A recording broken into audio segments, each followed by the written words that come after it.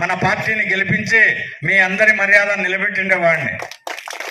అయితే ఈసారి ఎన్నికల్లో మాత్రం ఇటువంటి మోసగాళ్ల ఆట కట్టించి ఖచ్చితంగా మన తెలుగుదేశం పార్టీని నేను గెలిపిస్తానని చెప్పి ఈ సందర్భంగా మీ అందరికీ మాటిస్తున్నాను.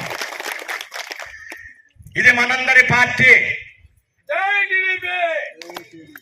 100 రోజుల పరిపాలనలో కేవలం మనం మన ప్రభుత్వాన్ని పొగుడుకోవడం కాదు. చంద్రబాబు నాయుడు గారు చెప్పింది అదే, మనలో లోపాలుంటే మనం గుర్తించాలా.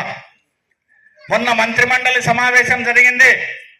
మంత్రిమండలి సమావేశంలో చంద్రబాబు నాయుడు గారు ఓపెన్ గా చెప్పినారు, కొత్త వాళ్ళు పార్టీలోకి వచ్చినారు, పదవులు ఇచ్చినాం, 40 సంవత్సరాలుగా నేను కష్టపడి సంపాదించుకున్న పేరు పోతా ఉంది, మీరు అందరినీ అదుపులో ఉండండి, పార్టీ ప్రతిష్టను కాపాడండి అని ఆయన స్వయంగా